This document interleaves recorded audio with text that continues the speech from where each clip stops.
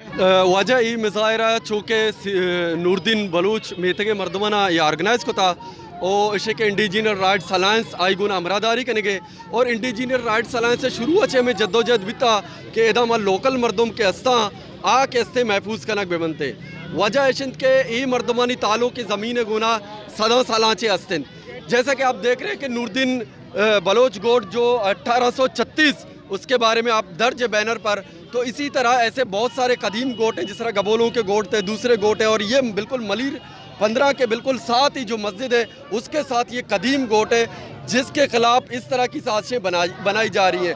अब चूँकि गोटों में या हमारी जो पुरानी आबादी है वो लोग उन तमाम रेवेन्यू के और दीगर मामलात के पेचीदगियों को नहीं समझते, इसलिए अचानक जब 1950s को अचानक जब ज़मीन की ट्रांसफ़र का मसला जब उठा तो इन लोगों के नामों पर ज़मीन ट्रांसफ़र नहीं हुए, एक मसला। और दूसरी बात यह कि उस ज़माने में जब वो कदीम ज़मींदार थे वो लोग वो अचानक अपनी ज़मीनों से यानी कि बेदखल हो गए, वो मालिकी होते हुए भी अपनी ज़मीन पर नहीं थे। फिर 77 में ये मसाइल आ गए। अब चलते चलते अचानक गोट वालों को ये पता चला कि हम जिस गोट में रहते हैं वो हमारी ज़मीन नहीं है, वो किसी बिल्डर की ज़मीन है। तो जब तहकीक हुई तो ये पता चला कि वो ज़मीन ट्रांसफ़र हो चुकी है। तो कैसे ट्रांसफ़र हो चुकी है? तो लोगों का जो क्लेम होता है, लोगों का जो सनद होता है, लोगों की जो सर्टिफिकेट होता है वो उनकी कदामत होती है, वो सन ऑफ सॉइल होते हैं। वो सिर्फ ये बता सकते हैं कि इस ज़मीन से हमारा इतने अरसे से सालों के 200 साल से तारुक है। जैसे कि 1836 है, 1836 वो दौर है जो टालपुरों का दौर था सिंध में। और उसके बाद आप देखते हैं फिर ब्रिटिश आते हैं, एक ज़माने तक वो चले, फिर 47 में पाकिस्तान बना। तो ये तमाम एक तारीखी प्रोसेस है, लेकिन ये लोग वहीं रहते हैं, ये सन ऑफ सॉइल है।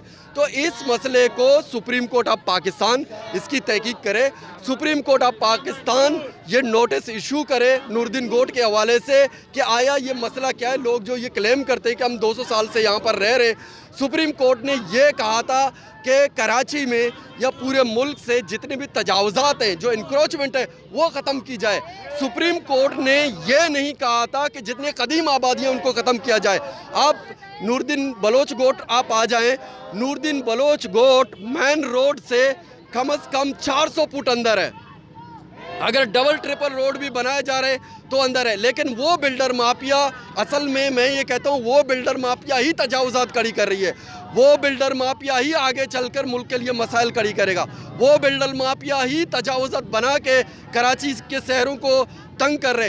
ये लोग तो सुप्रीम कोर्ट के सपोर्ट में निकले कि इस तजावुज़ात को हटाया जाए।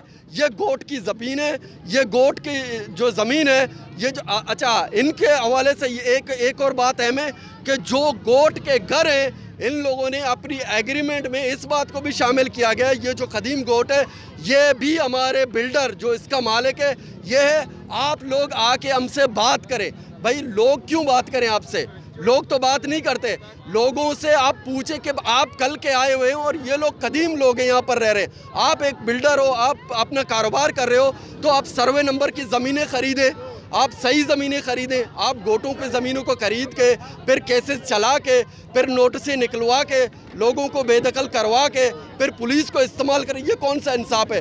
तो लिहाजा सुप्रीम कोर्ट ऑफ पाकिस्तान को चाहिए कि बिल्डर के खिलाफ ये एक्शन ले और बिल्डर को ये नोटिस जारी करे कि नूरदीन बलोच गोट जो कदीम गोट है, जो डिग का एरिया जो कभी किसी को मालूम था, जहाँ पे जब शाह फैसल टाउन बना है, अल्फिला बना हुआ है और बहुत सारे इलाके इस एरिया में बने हुए हैं। अब ये इलाके नूरदीन का उसके ख़ानदान और उसकी औलाद इस इलाके को आबाद करते थे। नूरदीन तो इस इलाके में सेठ नूरदीन के नाम से मशहूर था। तो अब ज़रूरी ये है कि इन सनाब सॉइल को सुप्रीम कोर्ट पाकिस्तान ही इनको तहफ़्फ़ुज़ दे और वो ही बिल्डर के खिलाफ एक नोटिस जारी करे और इस बिल्डर के जो रातों रात उसने जो एक कंक्रीट दीवार उसने खड़ी कर दी है लोहे की, तो वो हटाई जाए। ये लोगों का सिर्फ ये मुतालबा है। और इंडिजिनल राइट्स अलायंस चूँकि एक तवील जद्दोजहद कर रही है और इंडिजिनल राइट्स अलायंस भी इस जद्दोजहद का हिस्सा है।